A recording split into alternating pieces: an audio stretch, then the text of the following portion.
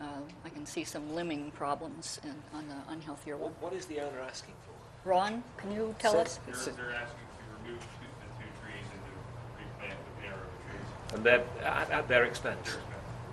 See, I have no objection, I think, to that, because hedge maples are not really a shade tree anyway. I think we need to hear a bit more about the trees they want to propose planting there. How narrow versus how tall, and there's some, but without knowing what's there, because those hedge maples, one of them certainly isn't particularly good health, and the other isn't going to get any bigger than it is. So it really isn't a shade tree but at all. they're producing a lot more shade and oxygen now than two young ones are going to. I'm not sure. I mean, the size of them, they really aren't that big. They're pretty small, and I think you were saying that one is basically mature. Yeah, and one seems to be failing and looks like it might be a pruning challenge, because one really bad limb, if it comes off, will make the rest of the tree very odd. So I think we need to hear what they want to plant there before we can give. I'm Ron? trying to get in touch with her. Okay. She has contacted Greenleaf Nursery Okay. for some species selection, so I'll hear those out and email you when I find out. Does she? Do you have our recommended street tree list in your email? To yeah, of course you do. Sorry. Sorry, I was confused with another location. We have another permit. I've not yet seen the permit in print, but it is at 71 Morris Avenue. Is that the big maple there? Two trees. There's the two gums. they're both on, one's on the west side of the driveway, one's on the east side of the driveway. There's a sugar maple, a large sugar maple that's had the delicate attentions of the utility company on the west side of the driveway, and the other side is a sweet gum that has begun to have some sort of a wound, or something's happened at the very base, about 8 inches up from the root flare. There's a brown spot. You can wrap it. It sounds as if the bark is peeling away at that point. The owner of the property thinks it sounds hollow, and we need, Ron, if you haven't had a chance yet, if you would check those. He's concerned that the silver maple drops limbs, and that the sweet gum may be failing. So we need an arborist There's a opinion. power line there too, I see. Yeah, Of some kind. I think that's why the Maybe sugar maples. Maybe actually, I thought maybe it was telephone. Oh, they've been badly pruned. The high voltage cable gets close to it, but I don't think it comes all the way along that street, Yeah. because it's not on that side of Morris Avenue. It's coming in from the street from East Stimson. I forget what that is. Okay. Is it Cornwall? Odin? I think it's Cornwall, that one. Okay. But the street that connects Morris to Stimson at that point has a high voltage cable on it, I think, coming to the corner of Morris. The tree has looked like it's been trimmed badly. Yeah, it does. Yeah, so Ron, if you would please look at those two trees. And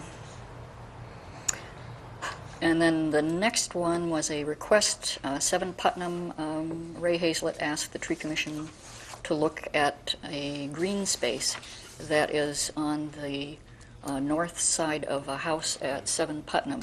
And Putnam is, everybody's trying to remember. Putnam is the shortest street in town, perhaps. I was just there. Yeah, it's off of, runs north-south from Mill Street to Playground Drive. And it is parallel to the entry street to... Penny Lane? Yes. Yes, it is. Yeah. Short Street. Shorter than, and that short too, yes. So the question Ray wanted us to address is something about the screen space. Steve, if you would, please. My name's Steve Pearson. I'm the Director of Code Enforcement for the city. I recently received a request for an opening permit. I start that process on behalf of the Service Safety Director. Pam Hines is the owner of 7 Putnam that has 4 occupants right now, and there's just 2 parking spaces on the playground side of the building. There is a 10-foot strip from the side of the building to the property line, to the property to the north, which is owned by Roger Gilkey. And what Ms. Hines wanted to do was put a driveway in there. Mr. Hazlett refused the curb cut or the opening permit application based on the fact that you need an additional 4 feet for a landscape buffer along a driveway. It was kind of, be real honest with you, it was kind of a chicken and egg kind of thing. Come to the tree commission first or ask for the opening permit first. So what this is going to need, if the service safety director has a comfort level in approving a driveway access point to Putnam for this property, the tree commission is going to have to figure out what to do with that missing 4 feet. Is there a proposal to plant trees behind the house? Because it's a very small lot, very small, not much bigger really than the building. How deep is the green space? Do you know? How deep is the green space? I drove by it earlier, and they're talking about putting a driveway, and the driveway will go how far in? At least far enough back in to park 2 cars. And this is an R1? R3. R3.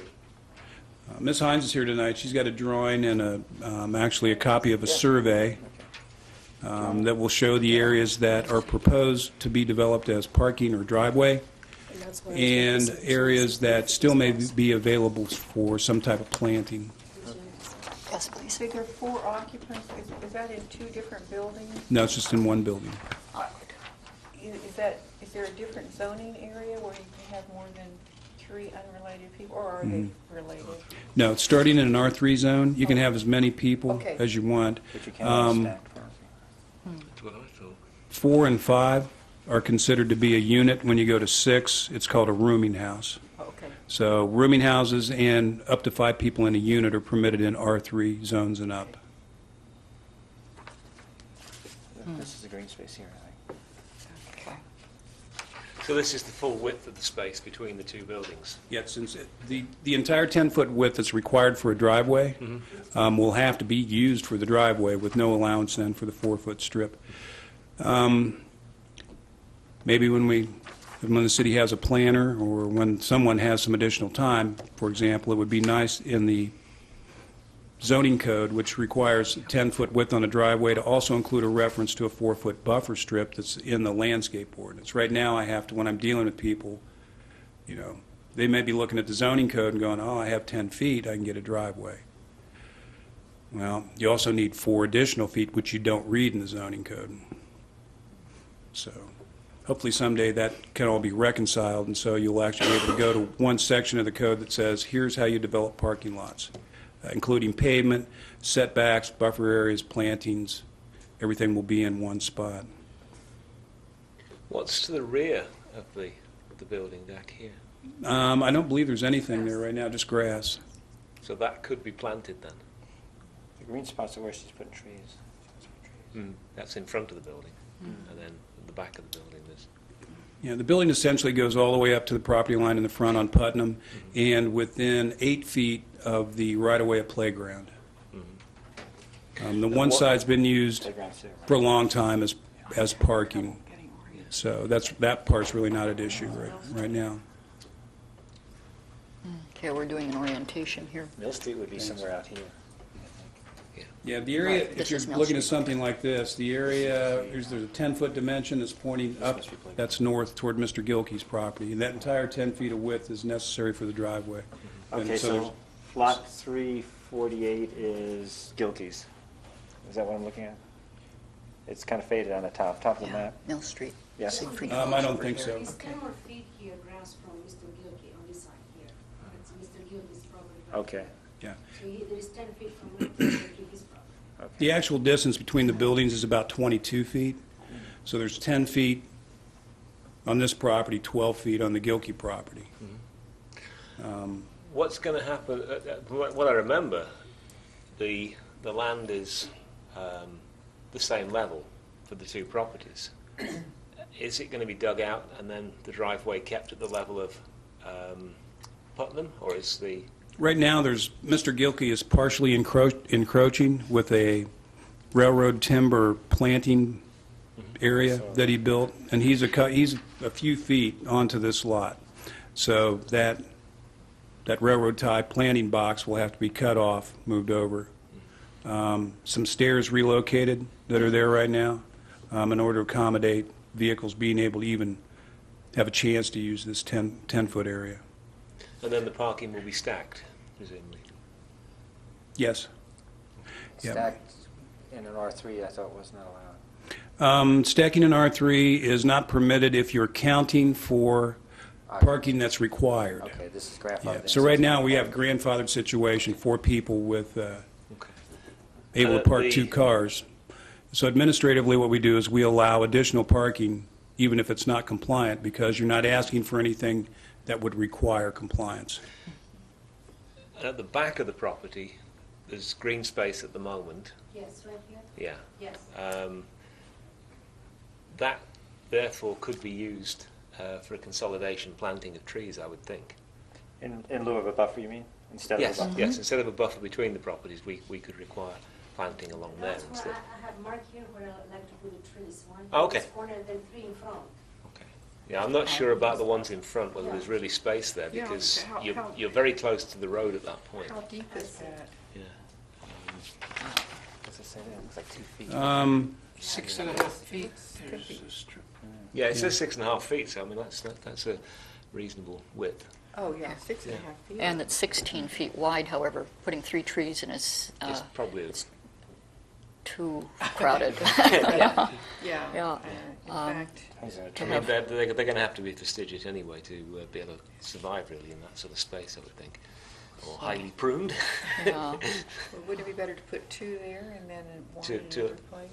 Well, maybe 2 at the back and 2 at the front? 2 small ones at the front, I think, rather than 3. Yeah, otherwise they would kill each other, you know, that just not One enough. thing that I'm wondering, would trees at the back actually cover, the canopy cover any paved area? What is behind your lot? It's another house. Yeah, what's behind that area? Right here. Yeah. It's a house. Another house immediately. Another house, I own okay. Yeah, there's another house that's right there. Yeah. So it would be the space actually between the 2 houses? Between 2 houses, essentially, is what it is. Well, that would offer some shade on the west side for another house and help to cool it. So how about recommending 2 trees in the backyard and 2 trees in the two front. columnar-style trees in the front yard? On this corner here is perfect for the tree because this corner does not have, the house goes to here, does not have a house. Oh, right okay. here. Yeah. You know, so it's empty, it's Yeah. perfect for a nice tree. Yeah. Is it possible to put a second tree in the back, or? Oh, yes, What- right here. Okay. What Yeah, about- That's why we're Yeah, wondering. that's, yeah. Great. What about this corner here? I'm sorry. This corner is, I don't believe will be, yeah, I think so. Perhaps, yes, it can be done there. Is that away from the, Well, there is a parking on the other The side. house. Yeah, basically that side, I'm sorry, Yeah. excuse me. Go ahead. I don't know really know if, I cannot say because they park there, so I don't know. if Oh, there's enough room. There were 2 Perhaps trucks maybe- parked in that site when I was there Okay. today. Essentially, the area that says adjacent to the alley, this is basically just all parking right there. okay, okay. Yeah. And the recommended trees would be? 2 shade trees 2 large shade trees? in the backyard and 2 fastigious shade trees in the front yard. Could the I 2 in the believe there back is be room the same here. You're kind? right. I believe Yeah. there is room here in this corner to put a tree. Yeah. So some sort of a tree Yeah. here and some sort of a tree here, and get rid of that. One in the middle that would be kind of fighting for water. I mean, I'm not that keen on the pears, but the pears, the columnar, which Columnar. one's the columnar pear? That's a I recommendation. can't think of the variety now. That's the columnar pear. There's a particular one that Now, has is this, are there lines there? Or is not it- at that point. No. I didn't see any. So why are we going for a pair? Well, it's right up Size. against the building. It's right up against the building. I'm not sure you can get a really large. No, it- I know why we wanted a columnar, but why a pair? Did you say pair? Yes. Okay. Yeah. I thought that was a one that might work well in that sort of space, very tight space. Are they pretty small? Well, which I can't think of the name at the moment. There's a capital pair that Yeah. has 15-foot spread on it. Yes. Yeah, that's a that's- good, that- very that good, would be thank one. you. We're going to recruit you. Another one that's on our list. One of the Don't ask any others. one of the concerns I have is this is next to Mill Street. You know, trees have a rough time in that neighborhood. Yeah, I mean, That's this true, way, we want something very sturdy. right. I don't know how sturdy you can make anything there, but I just bring that up in terms of, you know. That's why a lot of people like those hawthorns for that reason. They survive much Naughty, better. naughty. I know, that's not a danger. In the backyard, might we recommend something fast-growing and easy to get, like a Freeman maple that would be tough? So, That sounds good. yeah, it would give serious shade, and they grow One thing fast. we need to watch out for, I think there are high voltage cables coming down here, so, we may not be able to get it right into that corner. You may be Yeah. okay where you are with me, but not right. Yeah, that's I'll put true. it down. Yeah. Get away from the power company wants to have about 40 feet of space around their lines to you need to stay away from. So, well, any kind of a columnar tree out front, really, capital pear would be nice. And these should be 2-inch caliper, balled and burlapped. They'll have a trunk that's 2 inches in caliper has a better chance of withstanding heavy traffic, is I think the code word we have here. So that would give you a tree that would survive the circumstances. The trees right here. Yeah, I've made a sketch, and I think if one of us would make a duplication of that, Lee, could you? Yeah, sure. So we have it in our files. Can you make Thank a you, Ron. duplication of that, or do you want me No, to? no, we can do it. Lee is going to Oh, make one. We've got a Okay, second. great. Yeah, No, that will work. Do you need that? That's No. your copy right there, I think. Yeah. yeah, And then we've got another one here we can give to Steve.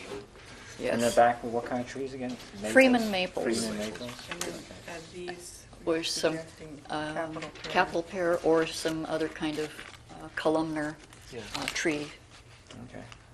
And the good thing about the 2-inch caliper, not only is it more sturdy, but key is that the lowest branches are higher. Yeah, So that's why the 2-inch caliper is important. yeah, it'll be cheaper. You're in talking terms of 2-inch pruning. caliper for all 4 trees. Yes, Okay. yes. Oh, okay. Well, that will be a nice addition there. The Mill Street area has lost so many trees. This is a very nice thing to do. In the back, on the playground has. Yeah, yeah, it'll be a good addition. Okay. Is there anything else on that? I'm sorry, I had such a mysterious introduction of grass removal. Well, that works. Yeah. Thank you, Mrs. Hines. Thank you very much.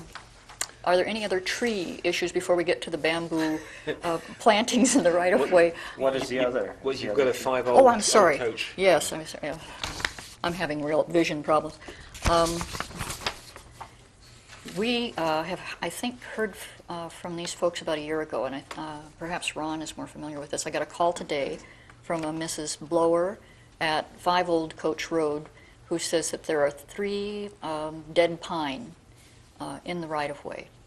And she's concerned that if they were to fall, then they might block access in and out of Oakmont. And so may we ask the arborist, the overworked arborist yet again to...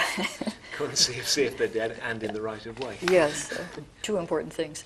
Yeah, yeah, and then if indeed they are, let us know what the removal prospects are, whether it's a city thing or a contracted. So I will call Mrs. Blower and tell her that you will be coming to look. And then the last thing here is bamboo plantings in city rights of way. And this was an issue that was raised by email. I think it started, Steve, did you begin? You want to explain this, please? Real quickly, if I could jump back to 10 Walker for just a Oh, I'm second. sorry, okay. At staff meeting Wednesday morning, the service safety director was advised by myself, Mr. Lucas, and Mr. Stone about the situation at 10 Walker. So Mr. Hazlett has the information already. Super. Happened just That like was efficient, staff meeting. The bamboo plantings aren't necessarily a question about those that may be in the right-of-way. Oh, okay. The question was raised to me via email by a citizen that bamboo is a grass and therefore was subject to the requirements of no taller than 8 inches. So I guess technically bamboo is a grass, but it's in the not. grass family, but I'm not sure it would qualify as a grass. So That's the botanist speaking. There you have it, botanically speaking. So what I needed was actually some advice from the Tree Commission concerning the applicability of you have to cut your grass to 8 inches, Section 2, is bamboo subject to that requirement? And it's, in effect, what you would be saying is bamboo is not permitted in Athens if it has to be 8 inches tall. Yeah. I think that will be an unreasonable judgment to I make, mean, wouldn't it? that's like saying, corn and wheat are grasses. I mean, except even farther out, so it doesn't seem to me that that's, a family's a pretty big umbrella And there association. are certainly so- ornamental grasses that we would never want to see. Oh, but I think the bigger question is concern for what happens when you plant bamboo. Yes. Yeah. Yes. And that is, Right. But you're dealing with the law, which says grass. Right. And that's the question the citizen Right, has so asked. the law says grass. And Now, I- how is it defined in, Yeah. The ordinance actually says noxious weeds, grass, and anything approaching going to seed. You can have grass you can have dandelions less than 8 inches, and we can tell you to cut it if it's getting ready to go to seed. well, the Going to shortest seed. life cycle in a bamboo that I know of is 33 years before it goes to seed. Okay. That serves, It could be considered noxious by many people. but noxious is, This sounds like something that is, it would be an unreasonable request, I would think, to say that thou shalt not plant bamboo in the city. But it is an opportunity to provide some information about things that people ought to avoid doing. And just as somebody has the right to cut off a limb from a tree in a neighboring piece of property if it's coming over your yard and is about to fall, you have the right to saw that up right above your property line. I would imagine anybody who sees bamboo coming in their direction could go out and vigorously discourage it. It would take more than that in many cases. You're right, To right. stop the backward. Right. That's That's another true. problem there. So we might do some educating on this. There are a bunch of things that we have ourselves declared undesirable. There is this tree program flyer that's available at City Hall, and we have about a dozen undesirable trees in this, of things that we ask people not to plant because they behave badly and pose problems to the city. And this is something where we could provide some information on what bamboos are really bad news bamboos and what are good ones. Not everything is bad in the bamboo family. Yes, not all bamboos run. Many of them do, but they're clump formers that just very, very gradually expand. And if we started down this path, Sending out runners in all directions. if we started down this path, we would also have potentially things like mint.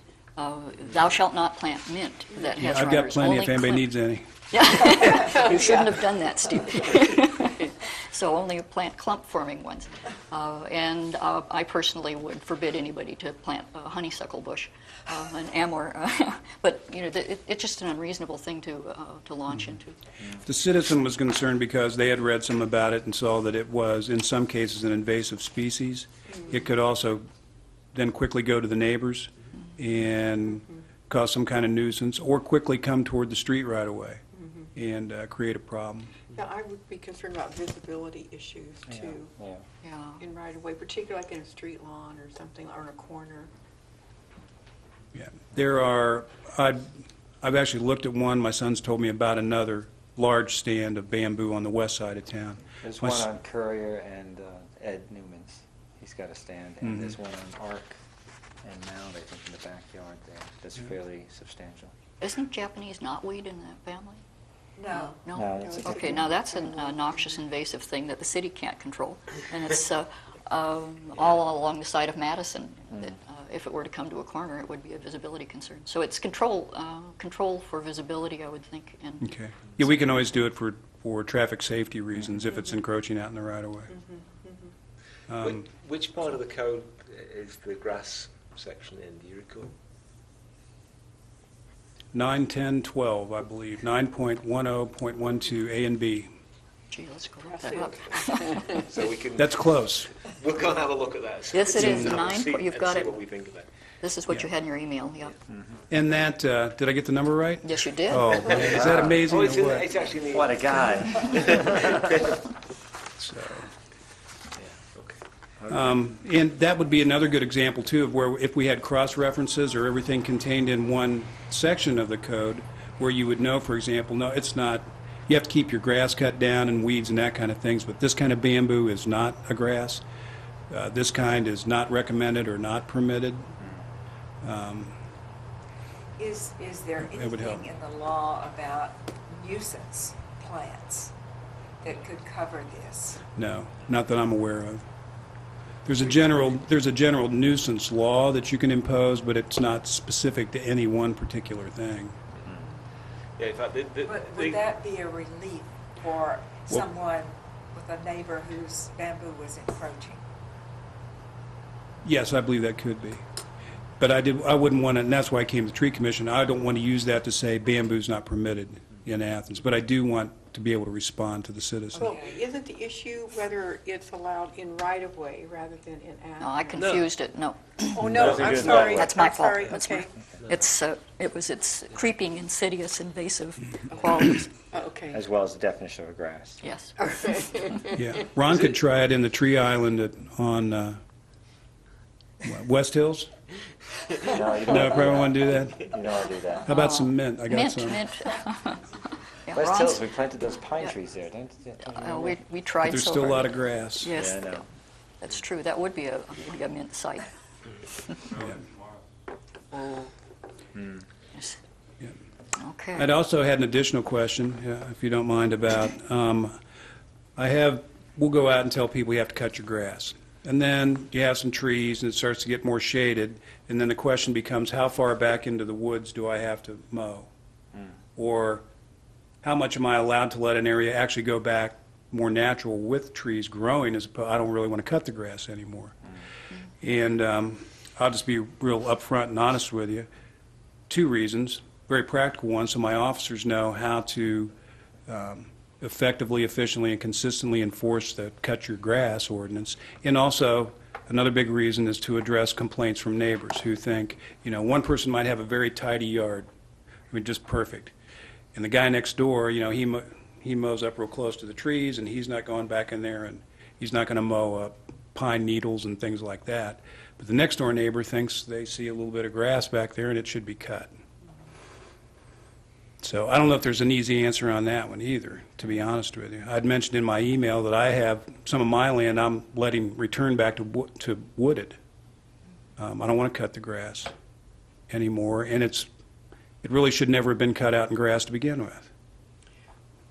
So, and with all the hillsides and things like that, it gets a little challenging to enforce a law about 8-inch grass when it's written for city blocks that are flat with, manageable spaces. Another situation we have, too, is larger fields, acreage.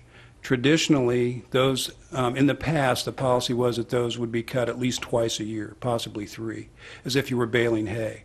But we'll still get those same complaints from adjoining property owners that say, you have an ordinance that says 8 inches and this stuff is deep. So should every vacant lot in town that's acreage look like a lawn, or should it be cut as if it was being baled for hay? Just another practical application of a very simple, one-phrase law. I think we'll have to have a quiet meeting and consider it. That's true. And So we can meet at my house your where I'm trying to consideration kill would the be lawn. appreciated. Okay. And I don't need a decision tonight. I've got the one I need on the bamboo. Okay. And the other ones, I'd appreciate any advice you could give. When we visited the University Estates on Monday, they showed us areas that are going to be left wooded, and they have actually gone in and mowed part of it and removed shrubs. But that could very well become a question. So I think it's something we really Yeah. need to sort out. Yeah.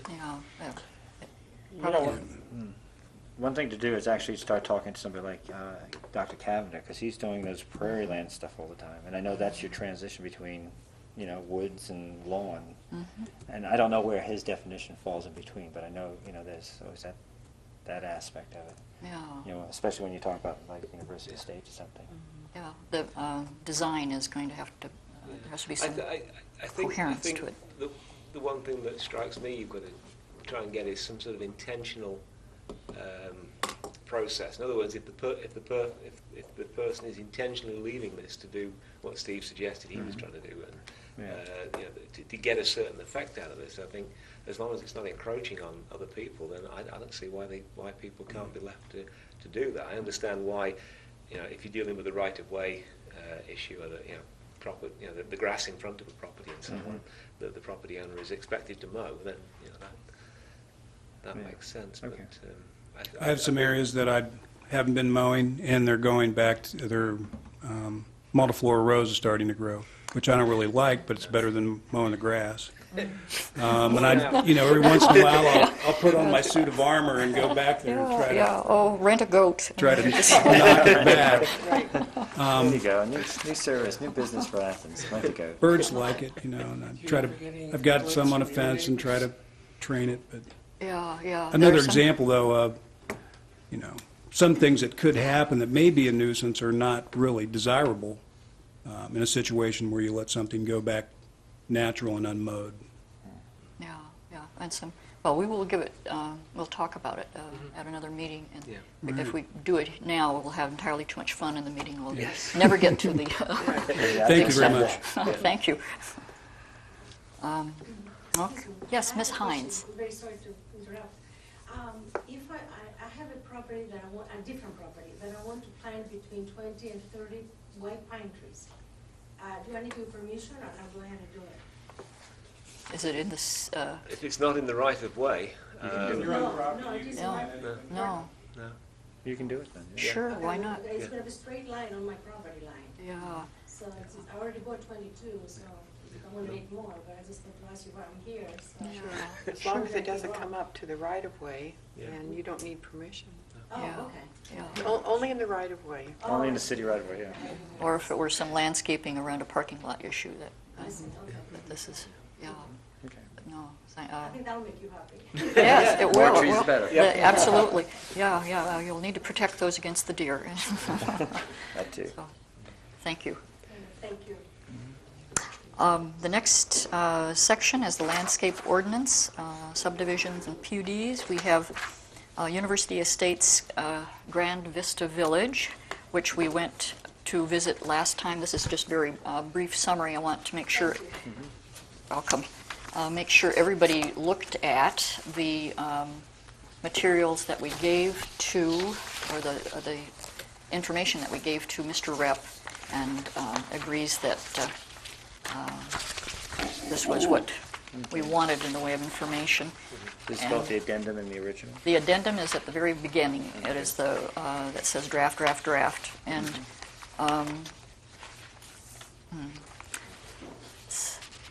yeah, I had a question for you, Steve. Is in Map right Title 21, roll it that. refers to the Tree Commission reviewing the landscape plans, the sidewalk plans, and the lighting plans. It doesn't explain what we're supposed to do if we find something missing.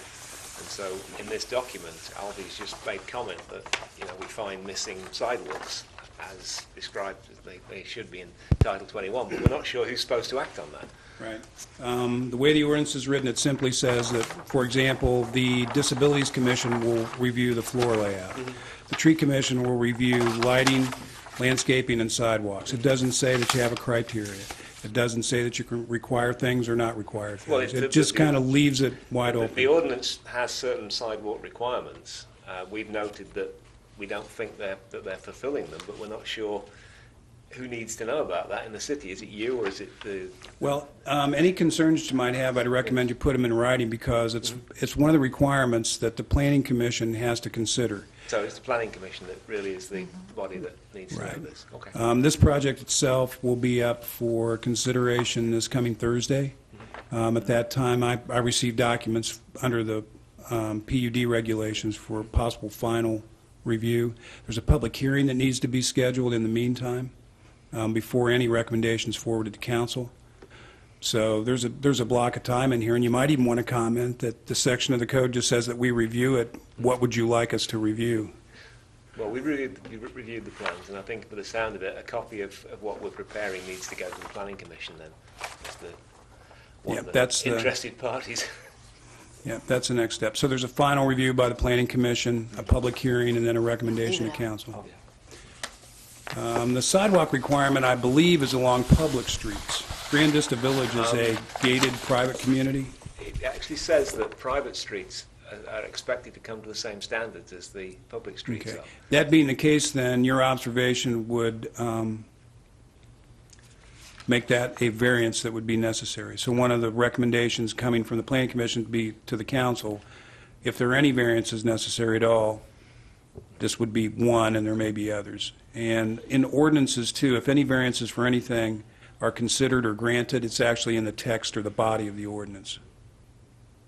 Planned unit developments themselves, by definition, are developments under more flexible standards, which I would say includes, maybe that fits more into tree commission review. See what I'm saying? Yeah. Because you can't, how could you standardize a project by definition is flexible? So I think really, in a way, the word review gives you great latitude, probably the way it is right now. And any comments or thoughts you might have, things you like or don't like, at least the Planning Commission then has that information as part of their final consideration, also be part of council's final consideration. So, they're using your knowledge, expertise, your position to try to help them make a final decision as part of a little piece of a large project. At least that's what I think the intent was. Okay. I'm asked what the intent was a lot of times. I think that was the intent.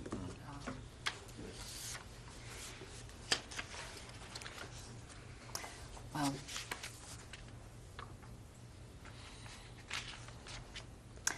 okay, are there any comments on the material so far? The addendum to the original recommendations, we had recommendations that were for various portions of the University Estates Grand Vista Village townhouses, and we've made some recommendation about the entry road, which is outside of it, but then the retaining wall, visual buffer. There were some concerns about soils for some sorts of trees like sugar maples needing better soils, and concerns in general about soils being compacted. Just to let you know, too, the information that the Tree Commission has provided to me and is always available to Code Enforcement Office was provided to Mr. Rep when he was in last week or early this week. I gave him the Cornell The structured information. soils. Yes, and some details and some blow-ups of the tree pits, how they should be planted, the structured soils. So that's already been forwarded to the developer. So the document you mentioned just last Thursday, they've had in hand for several days already. Very good. I did get that done. Not the other letter yet, though, but that part's done. Very good. So when you talk about clusters of trees, are these the clusters you're talking about? Yeah, and we didn't really say any number, whether they be 2 or 3, but this is that area where the whole idea of mowing grasses and entering into woods occurs. And there's a natural open area here, which is a woods coming back, basically, after a lot of The bottom, yeah, where it's, at the bottom of the slope. Yeah, okay. The bike path's down below. And let's see, there is a long access drive into garages on the back. that's this one right here, you mean? North is that away. So this is the hottest area over here. There's existing trees here that they're saving. And they say that they will protect those from construction.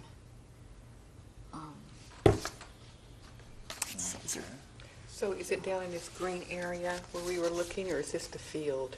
This No, is the that- woods. That's the woods that we. Okay. This is where we're standing. We're standing somewhere up here, right? Oh, Yeah. oh, okay, all right, that's right, because it's going to go down another 10 feet. And then-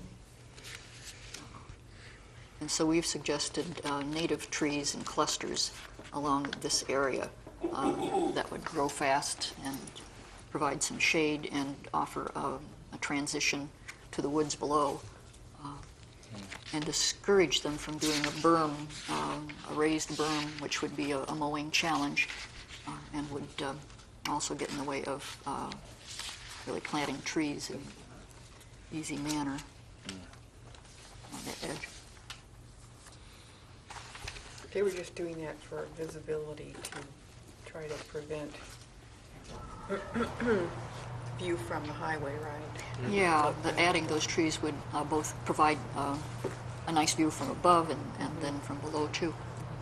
And if they chose something like the tulip poplars that come back so fast, there would actually be blossoms that people could look down upon in certain times of the year, or buckeyes.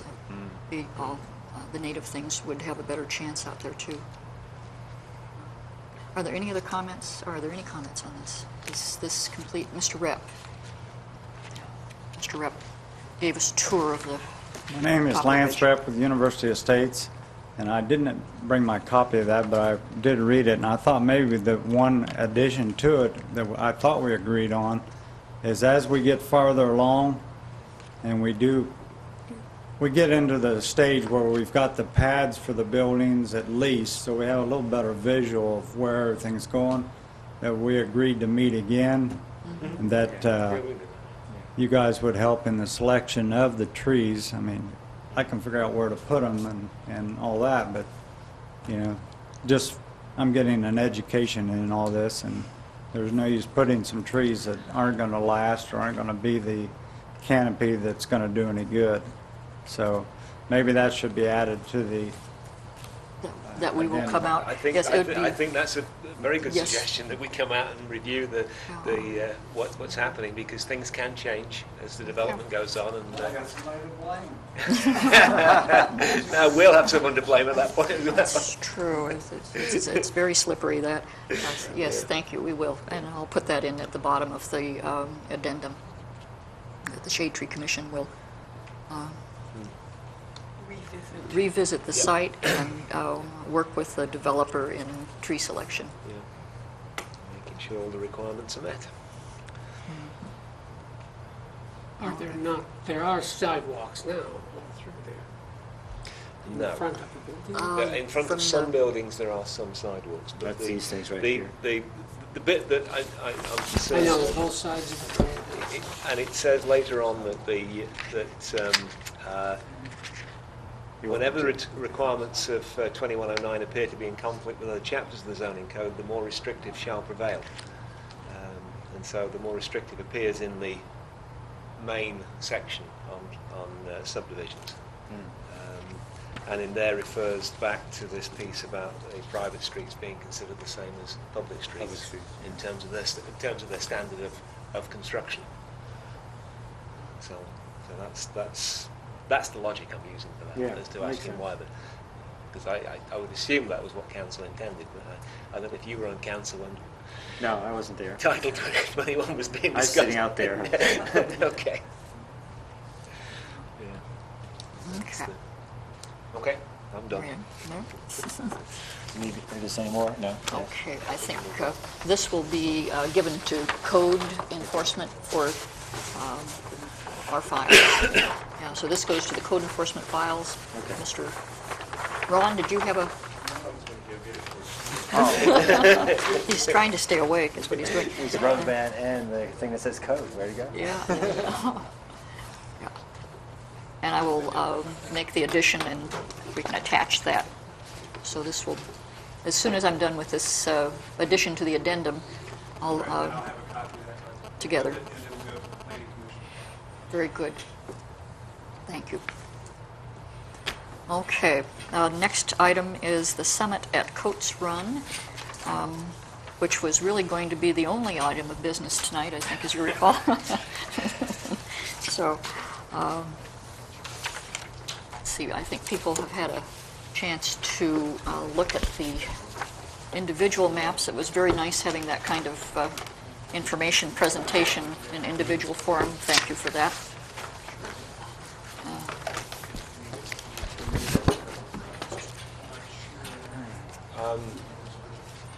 You can bring the easel up closer if you want. Yeah, and then one of the cameras can look at what you're presenting. Okay. Manicure 12 crown. So as they're preparing, I'll And then if explain. Ron, Steve, you want to come around this side? Yeah, so you can see. See what's going on. I might be able to help you out too with pointing out some things. That's- maybe on the table drawings. The slope there is, it's not my astigmatisms, I don't think. No. Hillside. Oh, you're young, you can do that.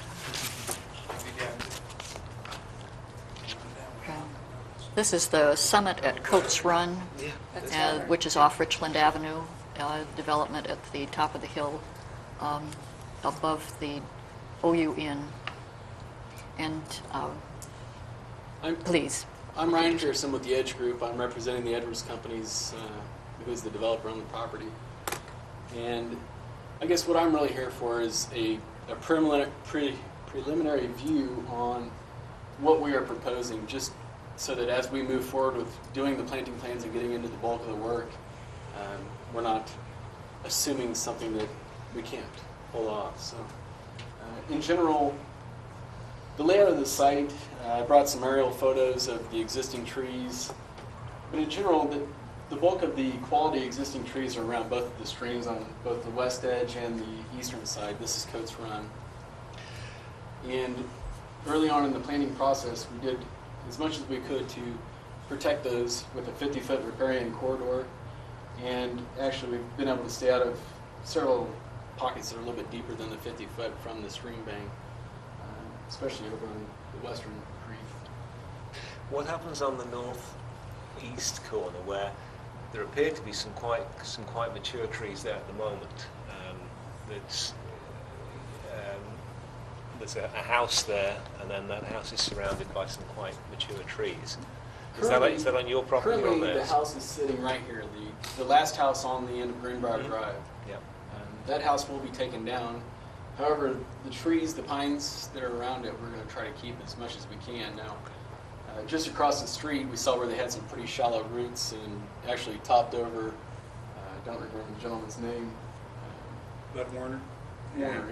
It topped over and came very close to his house, so we might have to look at doing some guying on those trees, and I'm assuming that the shallow roots is probably a common problem on the hill. So we're not exactly sure. Right now, construction is going to stay out of that area, except for the demolition of the house. So. In terms of the existing contours, are you reducing the height of this hill? Yes. Okay. By how much? I don't know exactly how much. There's, of course, different cases along the ridge. Sure. I think it might even be up in the 40 feet range at the very peak, or the tallest part of the hill. And I think on average it was more like 25 to 30 feet in general across the ridge. In that area close to where we were just talking about?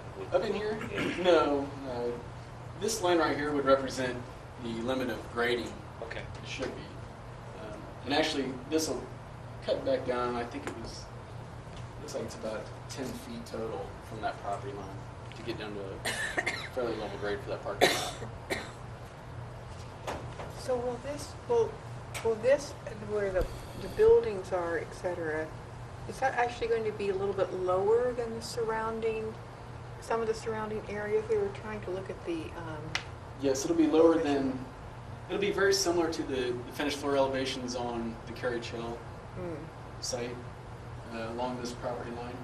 And then, of course, out here, it's still going to be up on the hill. Essentially, some of this, the only area that the building actually sits out over some fill is right in this area, but the parking lots, they do hang out over some fill areas. So the top of the hill would be pushed out a little bit to provide the development, the pads.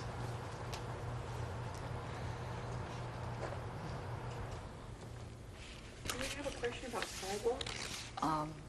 Well, I'm just going to ask a simple question about how many parking spaces are there? Currently, there are 871 beds, 871 parking spaces.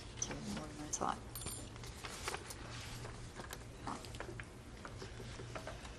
And 241 units. 241 units. One building. One building. This is the use permit you may have been reading about in the newspaper just in the last couple of days. For your information too, just related to that, the developer has requested a permit, a limited land development permit for grubbing, which is not defined in the land development ordinance, but the word's found in the text. Grubbing essentially is site preparation, removal of trees that can't be saved and other vegetation. The land development ordinance says that sediment erosion control measures have to be in place no later than 7 days after starting grubbing. Permits have already been obtained, a national permit to discharge and eliminate stormwater, the Clean Water Act permit that's done by the federal government, and authority given to the Ohio EPA to administer for the feds is in place. And the Stormwater Pollution Prevention Plan that's actually issued by the OEPA has been issued. But the Service Safety Director is holding off on issuing that permit right now until a little more information about the soils for the actual buildings can be obtained. And the engineers are talking back and forth about that now. So grubbing is going to start very soon, but there's some additional information that the Service Safety Director is requiring that he really doesn't need to have about grubbing. He's concerned about how far along can things get where he's got a comfort level that, yes, we'll let you go the next step. The thing across the hill, across the street, was such a sediment disaster. Yeah, that's why the Service Safety Director is required, I believe, a three or 400, he might have even told me $400,000 bond. Does that go in place before grubbing? Because grubbing will. That's one of the make things he erosion. wants. He wants that ahead of time. Okay. Because you could have, like at University Courtyard, there were 2 just outrageous thunderstorms that happened, and no one could have planned for that, but yet there were conditions that had to be dealt with.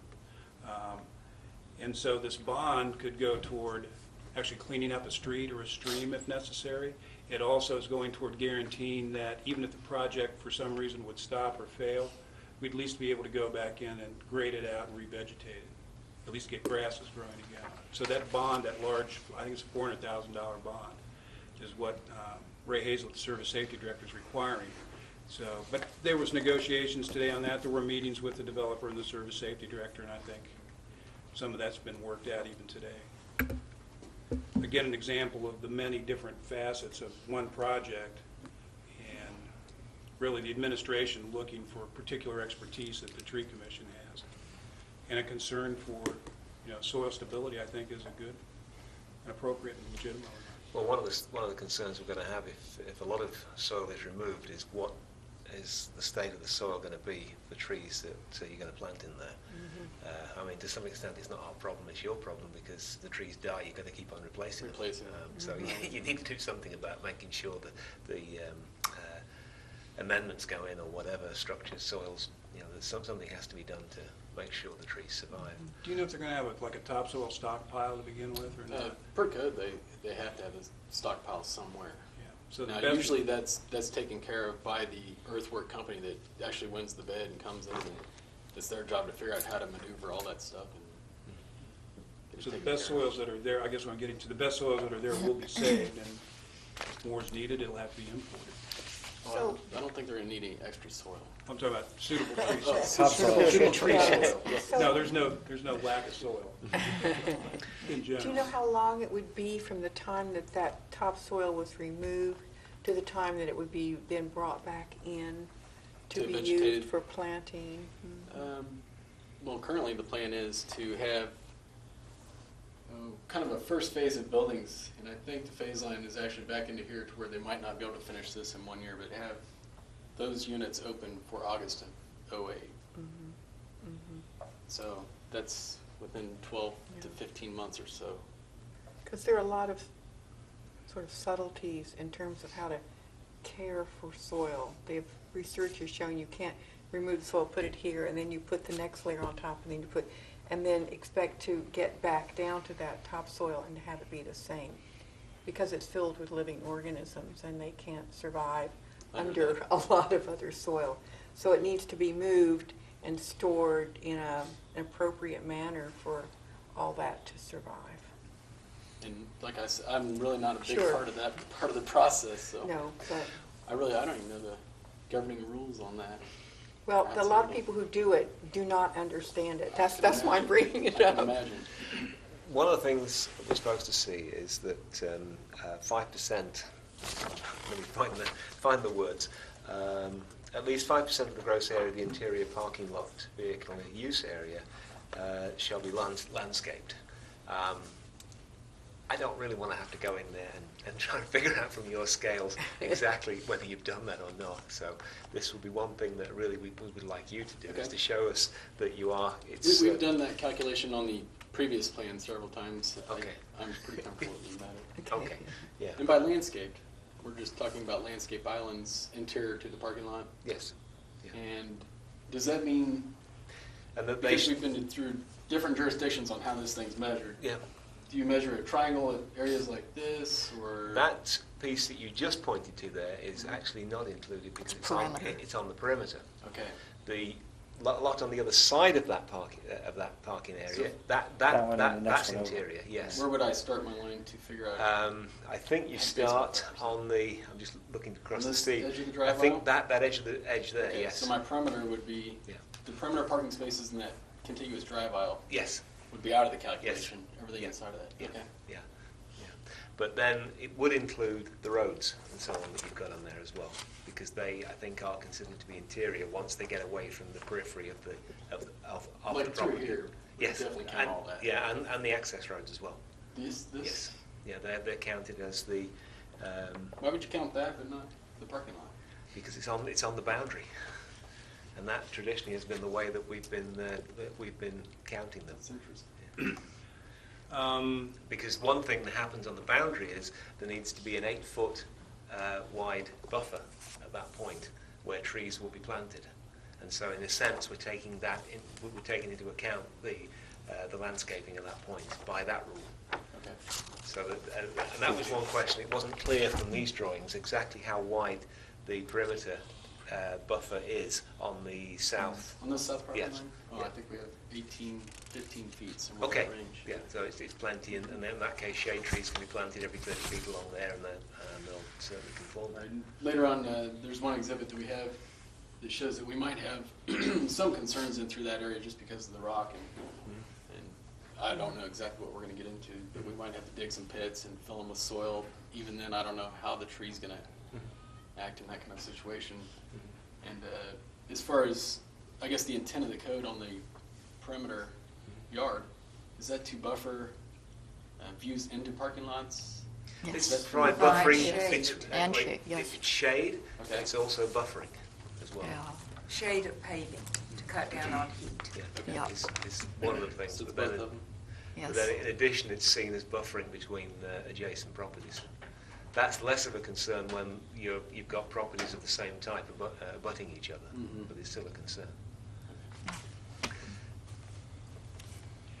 I think in general what I'm asking for today is, I think we meet the code as I interpret it as much as I can, except for, I mean, things like that right there is what I would like to have pointed out. The other thing that I think we found not in compliance, and you've noted it somewhere in your drawings, is you want to plant trees 50 feet apart, and we require them planted 30 Around the feet apart. perimeter. Yeah, yeah, and I don't think we will waver from that, because that's a standard we've held everyone to. The only problem that I have with it, and it goes back to what I heard earlier, you can get an 1.5-inch little whip that's going to be that way for quite a few years, where we can go into some larger tree sizes like 2.5-inch caliper trees. I really, me personally, think that 50 foot on center, it lines up with the parking lot islands that we have to have per every 100 feet or 10 spaces. It just seemed to make some sense, so I thought I would ask for it. I don't Well, think, this- we don't mind if you do the larger, it's just, that it still has to be the 30-foot. Well, what I'm saying is we won't do the larger just for budgetary reasons. I mean, we're talking a $350 tree versus a $150 tree, so But- when I have to do twice as many, But I can't actually, get. 1.5-inch caliper is no longer considered a whip. Whips are much smaller. Okay. And when you get into too large sizes, they do not take hold and grow as fast. And often one somewhat smaller will, It'll catch up. yes, or in some cases It's just surpass. the years 1 through 10. It'll be a small tree. I mean, Yeah. we just thought that those first few years, and we heard the concern when we actually went to council with the PUD. Can we put some larger trees in, and just thought I would bring it up Yeah. because we would like them. Large, I can see your visual sensibility of wanting that alignment with the islands, but we're losing, if this happens, a hilltop is gone, and the forest that was reemerging is gone, and we've lost all that canopy. So this is an effort to replace that canopy faster, Yeah, and every that's fine. 30 feet I don't think is an unreasonable request. And what we're aiming for is that at maturity, according to the comprehensive plan, areas like this recover to the point where at maturity they've got a 40% tree canopy over them, and you really do need the 30-foot centres to be able to get to that point. It is, I can see from having looked at the topographical map, topographical information, that there is an area here that looks like a real challenge. So there might be a space where that rock formation happens that just won't accommodate every 30 feet. Yeah. But And I think that what we would, should is possibly pulling them into these parking islands. We feel comfortable that we can get that Yeah. tree in there and get it to grow. but that's, yes, but every 30 How feet. would that be handled? Because really, I don't think we're going to be able to determine that exact situation until we're in the field and. How Yeah. big the rock Well, is? Well, yeah, just knowing exactly what As we're you dealing heard with the previous one, he's going to expect us to come back We and can bring review where we are, because you can't predict exactly what's going to happen. Exactly. And there may have to be, I mean, if you really cannot fulfill the 30-foot thing all the way along this edge, we may have to come up with a consolidation where we just say, we plant them over there somewhere. Would we do that right now as a recommendation that if we can't get them here, then we would place them over here? We're going to have to plant them somewhere else. So we could offer a suggestion at this Yes. level of the review. Okay. Yeah.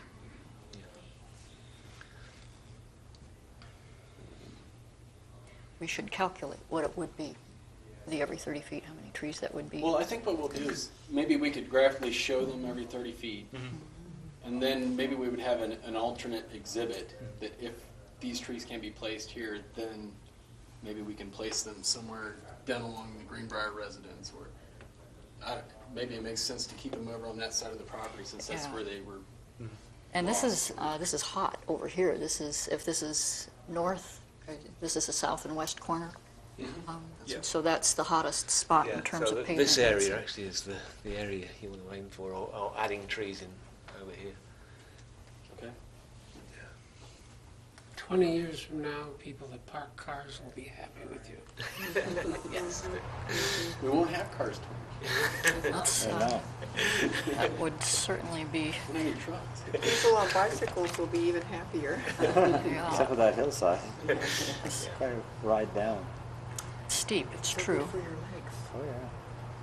There were some other questions I think some of us had about the entry area. You have something about providing low voltage uplights on the trees to have a dramatic effect at the entry, I think. I don't know. That's one of those Astronomers things. aren't going to like that. Yeah. Yeah, the low voltage lights really don't throw a lot of ambient light up into the air or the atmosphere. The ordinance related to light pollution starts at luminaires 900 lumens or greater. Okay. So there's a Would be- threshold at which the ordinance applies. Yeah. So I realize there's not much difference between 899 and 901, but you know, technically speaking, that's the cutoff limit. Well, aren't there some that are now in use that like there's a hood over the top, at the very top, so that you don't get as much light dispersal up, Cut off but it's more. fixtures and downlighting, but those usually relate to more of a street lamp or a parking lot light. And which we will have in this project, we'll have the cutoff fixtures.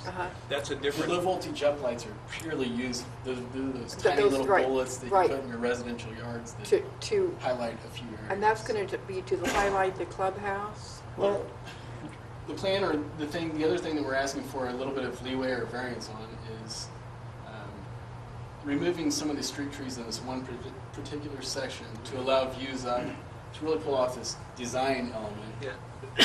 And that's where we were planning on uplighting these trees as they kind of went up the hill to the clubhouse sitting on top.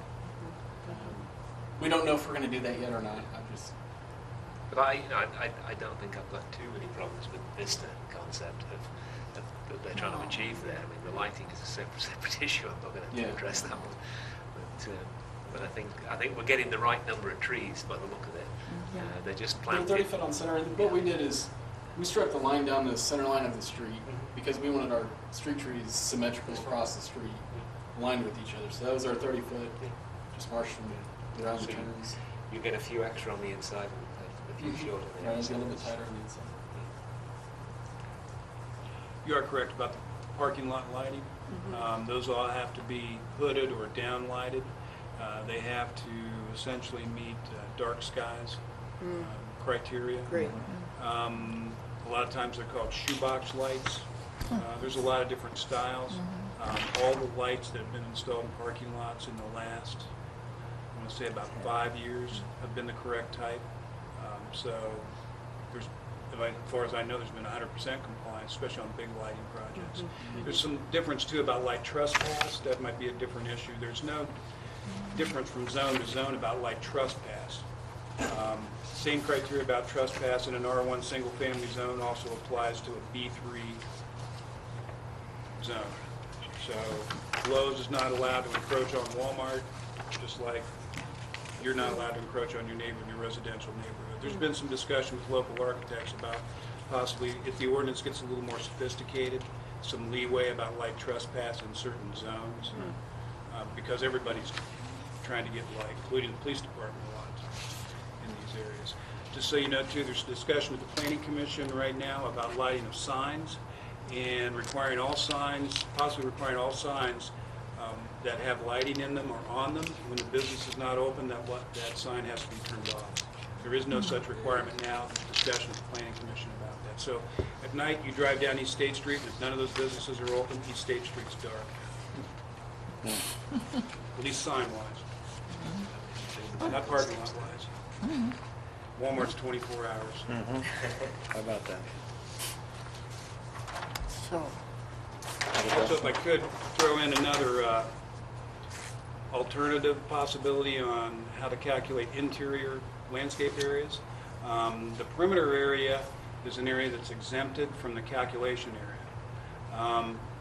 An alternative, and one that I've used on some smaller projects, is I just go down the middle of the driveway, the drive aisle, and I say half the drive in this parking goes with the perimeter, this other half of the drive, and the other side, the double loaded cars, goes with the interior. that makes sense. That's another way. Again, it's a regulation that's not real specific in how you calculate it. All of these things are really a work in progress, and these discussions I think are really good because, for example, like the drive aisles coming up the hill, an alternative would be they're not included Right, in the that's what I was calculation. thinking, is that they would be in the... Yeah, they're not included because they have perimeter buffering along the drive. Okay. I mean, that's Yeah, all right. just another way to look at it. I don't know if we had any discussions like that, but the inclusion of driveways and access aisles was in, I believe, the second revision to the landscape rules. So that's the most recent addition, and therefore I think one where there may still be question Yeah, about you're right. how to It's apply. Proposed landscape requirements, including access drives and driveways. So you're right. You don't include them. So, but again, usually what I've tried to do is, if there's a question like where the double loaded parking's at, I just cut the baby in half, I guess. So use the center line, Yeah. the use perimeter center drive line of the aisle, road. Yeah. and then everything interior. Yeah. Yeah, that's easier. Okay, Mr. Pearson, you had more to say. I think the other, well, this right here was the 50 foot on Center Street tree or parking lot perimeter. currently, we have been placing, every island gets a tree. Every interior island will get a tree. The plan right now is this parking lot here will be fairly flat. These 3 parking lots right here actually terrace down the hillside. And this area in between the median in that area would have some sort of a ground cover, and right now it's most likely going to be ground veg. And what we did is we did every 50 foot on center as well in that area, which actually gains, you know, if you look at this parking lot, we get 4 across there, we're going to get twice as many in the interior of that parking lot. On the crown vetch, we don't like crown vetch, but the deer do. So either way, it probably isn't a good idea to put crown vetch there as a ground cover. We've explored other alternatives, and Okay. this is the only one that so far the client is comfortable with, just because you get into the prairie grasses, which is what we wanted to go with and what we tried to sell and push on this thing. But you just get into years and years of maintenance and selectively weeding, and they were too worried about their investment and taking that risk. So There, I noticed on your ground cover list, are we going to do that later? Yeah. Do you want to do the ground covers at this point? Yeah, you have a couple of deer food items here. Well, my concern about the English ivy, I understand my deer don't eat it, but then I have tastier things probably for them. You also have dogs. Right. But my concern with the English ivy is that if it's put in areas that it can escape and get into trees, it becomes a terrible problem. So the introduction of, by climbing the tree, Yes. they climb the tree and they really, I really don't see us using that much English ivy Okay. at this point. all right. I think it was more of a up around the clubhouse, in the beds where students are walking by and going to the pool area. But at this point, we might just take it out. It's, Yes, yes. it's Uh, Would that very be your hard to get preference? rid If of. that's your preference, and we can. It's true. I've seen, just not use it. I have heard deer eating ivy off the side of my house below the bedroom window. It's an interesting sound at night. They, Chomp, chomp. Wow. Yep. You pull it out of the pallet. Yeah. I've got some growing up the side of my house, too, if anybody needs any of it. Plenty of starts. I can attest to the climbing ability. Now, did Yes. somebody say that the purple winter creeper was also Yes. liked by deer? Yes. They're quite Deer fond love of purple that. The winter deer creeper. love that. Currently, the area where we were going to use the purple winter creeper is on this slope as it terraces down underneath the clubhouse. Actually, these retaining walls are upwards 6 to 8 feet tall, and then between the walls is more like a 2 to 1. It's a fairly Well, steep slope. you might try it there. And We then, need something aggressive. And then if the deer eat it, They you eat it. could, We have to do something because it's Yes. right at the front door. We'll make an extra vista, you know, watch the deer chomp in. It's true. Do they eat vinca? No, they don't eat. supposedly they do, but they have not bothered mine. Yeah. I mean, I have read about it, but I've had no problem with mine. Yeah. There's also daylilies here, which are absolutely prime Good stuff for a times. deer, yeah. Yeah. And yew and holly, which Yew deer is here one of like. their favorite. You'd think it Well, would hurt what their little kind of muzzles, holly but no. do you think you could use? They are sharp. We're just going to use the regular the holly, not the Japanese holly, but just the regular ilex.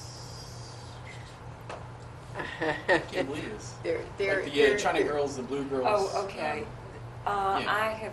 I have removed all the blue girl and blue boy Okay. from my yard at great effort because the deer were chewing the back so much that they were not coming back the next season, so that they were decent looking.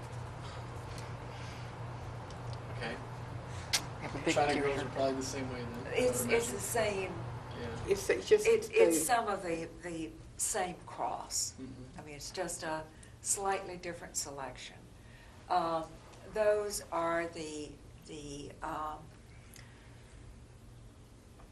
well, I've forgotten what one parent is. One parent is the English holly. Mhm. I don't know the hybrid. I don't know what And- Do you think that? Do you know of any other alternative we could use? Well, supposedly, they do not eat the the native holly. But that What's that, the American gets, holly? yeah, that gets to I be a think it's big tall, tree. right. Yeah, that's not We're a, looking for more evergreen foundation. I have not yet pulled out my Japanese holly from deer damage. Okay. Although I've occasionally had them nibble it. I think that the inkberry holly is deer resistant. That was just a little less formal looking. Yeah, I don't like it as Little well as leggy, some of the yeah. others. Tends to be leggy, and mine, it did not prosper at all. I had to get mine out. So it didn't. We might just go with the Japanese holly. We've used them on other projects. Well. They just kind of compete with the boxwood, but Pyrus japonica is, has been deer resistant for me.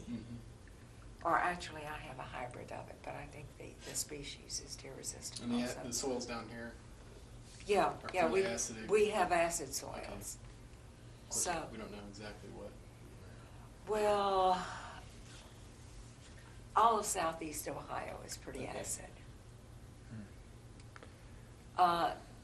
Not quite acid enough for blueberries to always do well. But magnolias and hollies and pyrus and azaleas do well in our acid soil. Rhododendron. There was a question about the magnolia, the southern, as being not perhaps hardy enough in this zone. Every 3 or 4 years, it gets sapped. It's done great for the past few years until this winter. There's an awful lot of brown leaves on it. I think everybody got Yeah. that from the April frost. But it used to be, the winters that we had in the late 70s and early 80s,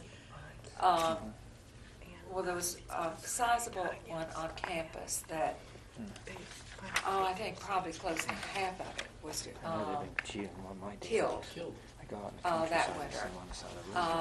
That I have not seen it this year, but up until this winter, it had grown up and was doing great.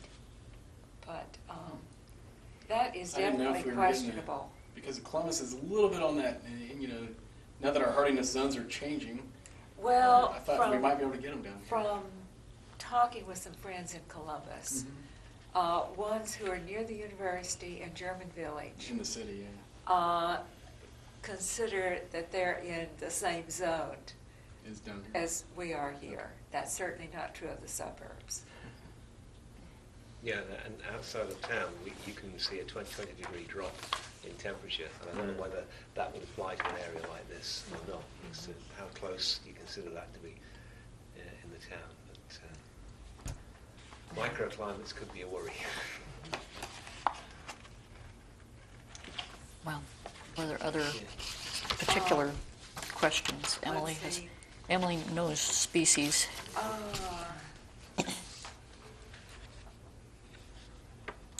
We were also wanting to point out that the white pine, although a good choice, it will need to be well protected from the deer.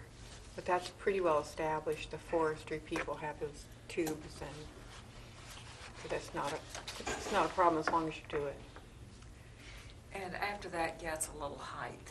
Yeah, I was going to say, how large of a plant do you need to protect? It's 1.5 calipers, what we. Yeah, so if we're putting in 5 to 6 footers, maybe even some 7s. Well, you have to think about how high the deer can reach. Oh, sure. Yeah, I think that's. They can eat pretty much all that. Yeah, I mean, Yeah. the recommendation for the street trees is that they're clear of branches to 6 feet.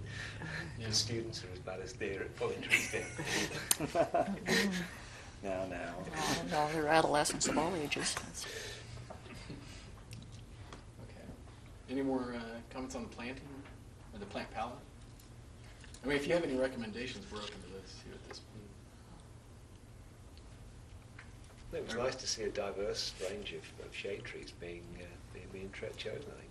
And the London plane tree entry is very interesting.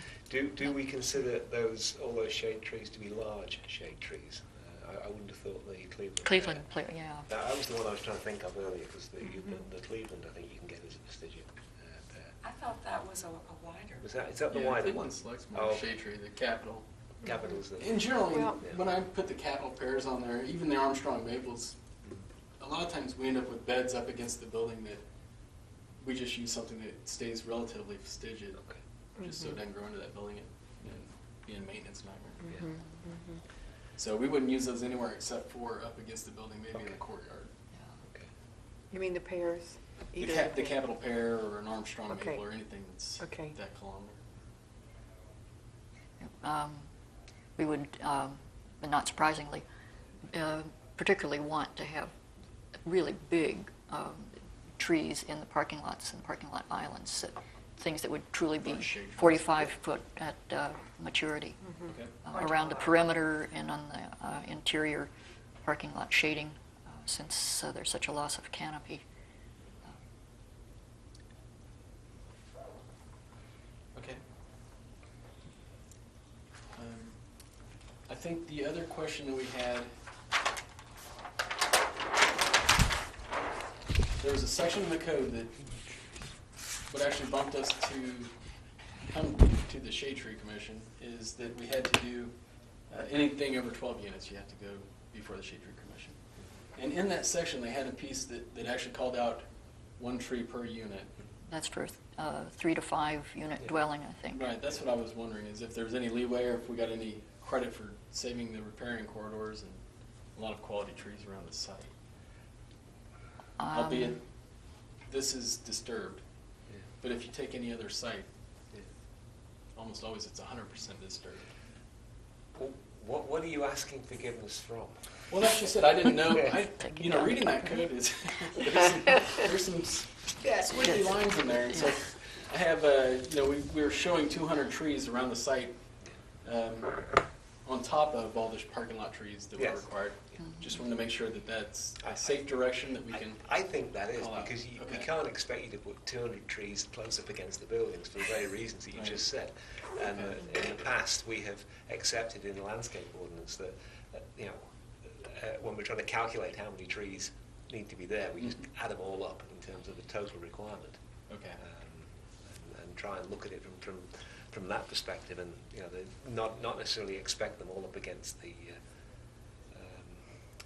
property. Okay. But this is a case where less is not more is more. Right. I think we came really close to hitting that number. I'm just trying to stay within their budget. And Yeah.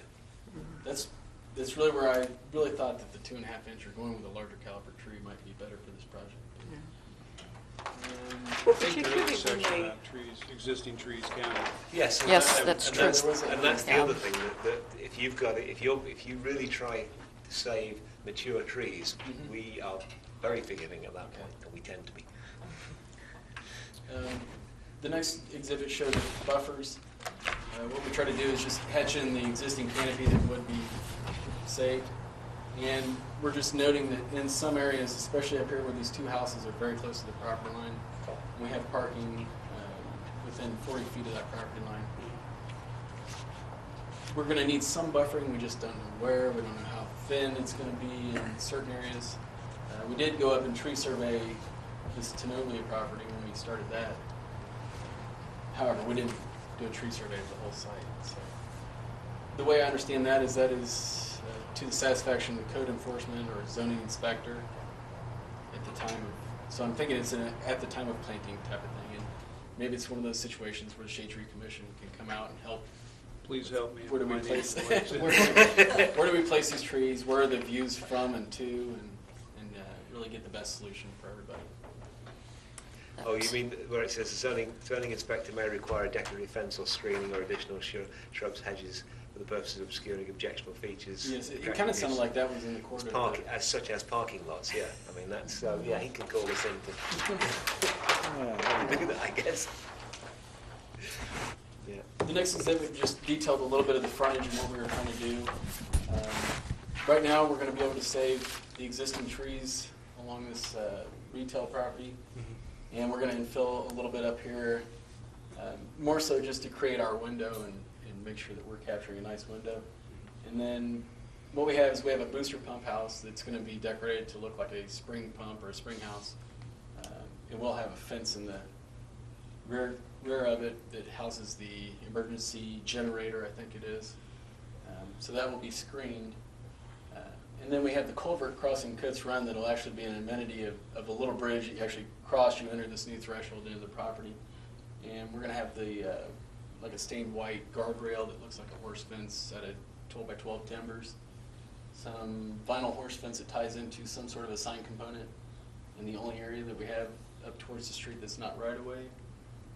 And over here on the other side, we're going to repeat the horse fence, try to tie it into that existing culvert that's out there right now, or the head wall, at least just somehow tie it in. It probably won't bolt to it or anything. But really that's, in effect, trying to keep people from, it's a barrier to keep people from falling into the creek. And then we have the sidewalk, comes up the north side, and then it comes up the other side of this street. While you were talking about screening, I was reminded that if you do have trash collection areas, dumpsters, whatever, they do have to be screened. That's formally part of the ordinance. We have one compactor on the site, Here's the building. and they've actually found that to be a lot easier to maintain and manage. But it's actually connected to their little maintenance building, so it'll feel, it's not just sitting out in a parking lot by itself. It has a nice 6 foot to 8 foot screen around it that ties into the building. Well, we had a question about the building. This isn't landscaping, but out of curiosity, could you be in one end of the building and if it were Walk through a bad common weather? hall, What, pardon? like walk through a common hall. Yeah, is it possible to since this is considered one building, to go from one end all the way to the other end, or will they be? Covered in the building, within the building? Well, are there going to be like doors that are going to be shut off between different?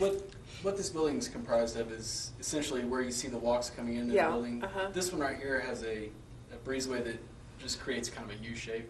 Uh-huh. They're open breezeways. You walk in, you walk up to your Oh, unit. okay. But then there's several cases where you cut through into the courtyard, and then the doors all open off of that. So there's not a common hallway that runs the full length of the building. Oh, If that's okay. what you're asking. But we do have, all the sidewalks in here would be accessible, except for this one little stair that goes down, but that's all, the accessible route would be around here. So those are sidewalks there? Within the, interior? Oh, yes. Okay. Are there any issues in terms of vehicle access in those interior areas at all? No, not really. I mean, we've dealt with this on quite a few projects. A lot of the projects we have are actually enclosed courtyard buildings where there isn't any vehicular access. But with the fire, So the fire department Fire and doesn't police, need to go into that area? they're worried about getting in the front doors here.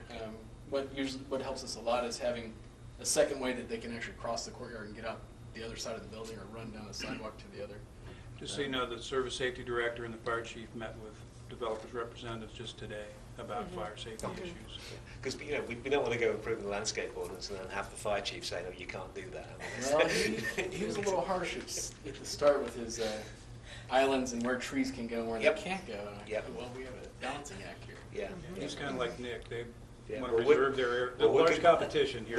We're going to come up with an alternative, I think, eventually, and how we do this. But Yeah, we want the fire truck to get there too. yes, and we want. Well, we assured him that we would try to keep those trees towards the cars on these end islands so that the branches aren't out in his drive aisle. And Yeah. so that's the way we've shown them. Are there any other questions? Roots go into the Thanks, sewer Gav. system and trees obstruct the electric lines and prevent garbage trucks and fire trucks, and they catch fire in the buildings. Is there, I think the subsequent pages just kind of detail it. You know, that's just kind of typical areas. oh, that's the grill area. Just to give you an idea, we're going to try to keep some of the rock that's going to come up from the substratum and use it into decorative features in the landscape. This section of the building is actually about 10 feet higher than the lower section, which is nice in our minds because now we have some terrain, we have some interest in the courtyard that we can actually work with and do some little terracing and little garden out the breezeways. And then there'll be little gathering areas normally they have a grill associated with them, and the pool area, of course, is one of the hotter items. And I think in this development there would be probably 3 different gathering areas similar to this. The sign is still not figured out. That was just a concept that we had when we submitted this thing. I don't think Edwards has bought off on it yet. They think it looks like they're going across the street too much. It's going to be a monument type sign. There will be a monument and an identity feature down at the bottom. And this exhibit, all that we were trying to show here is that the normal planting along the foundation, usually what we try to do is evergreen plant material that lower 2 to 3 foot high, nothing that anybody can hide behind. And we try to cover up as many of the AC units and the port views as we can. Now, the Edwards architecture actually has windows that come fairly low down to the ground, so sometimes in these little pockets where there's windows, we use cotoneaster or like a buffalo rug juniper or something at the ground level. But it was really just to kind of give you a sense of what's going to be planted. And the clubhouse, of course, gets a little bit of a higher level than the other miles of building. And I think that's... Yeah, if you did want to look at it, I've got elevations of the buildings at my office too. It's got a colonial Williamsburg type motif, all brick exterior, hip roofs, cupolas. It's not quite colonial, or not quite Williamsburg, because it's a long building, but Yes. I'm saying it is the broken up. features. It's broken up and it has traditional architecture, a lot of brick. The brick doesn't just go along the first floor. It's Maybe carried up to Georgian chain houses, elements. which are the federal style, go for a very long distance in England, I can tell you. So Some of the It'd be like Bath. yes, I mean, some of the breezeways have arched brick tops, I think. Sure. Rather than being just a square, just your typical, you see the raw steel. This has actually got a brick veneer, an arched brick veneer over top of it. With that, I think we're ready to go back and finalize some planting plans. Now, from my understanding, the planting plans, we just need to get the parking lot plantings, those trees, all the trees, the shade trees, on a planting plan. The foundation plantings around the buildings, do they have to be 100% figured out to go through this commission? Because It's I the don't- trees. the shade trees Trees. will Shade make tree commission. Okay. Shade. Yes, very important word, Great. shade. Yeah. Well, thank you for your time. Thank you, Mr. Pearson. And do we have Taco Bell and Bunnigan's? We have questions on, we've not heard anything from Taco Bell. No. And Bennigan's has begun to look like the House of Usher with the erosion effect out there. The I same think, I'm sorry, I landscaper- shouldn't We have say. the same landscaper on both projects. Yeah. So once I'm able to make contact, we'll kill 2 birds with 1 stone, essentially. Yeah. Because there's interior requirements, especially at Bennigan's, that have to be met. And there we understand there may be some concerns with the fire department, and there's no problem bringing the plantings further toward the street and away from the entry so that the truck can get in. Yeah, and we even There's- thought of possibly using islands in the middle rather than having the end plantings, if that is really going to get in the way of Bob Troxell's fire trucks. That's not finished pavement on there, and No. the developer didn't even stripe it out as it was presented. I've expressed concerns to the fire chief in particular about access up to the front door. Yes. If you've been down there, when they have customers, it's pretty tight the way it's laid out now. Yes. I don't think that's going to be an acceptable Yeah. parking lot, Yeah, the yeah. way it is now. We're gonna It's have- not as We're proposed. going to have to do something to consolidate the plantings, I think. So are you saying he's in violation, or is he just not done? It's not done yet. Okay. Okay.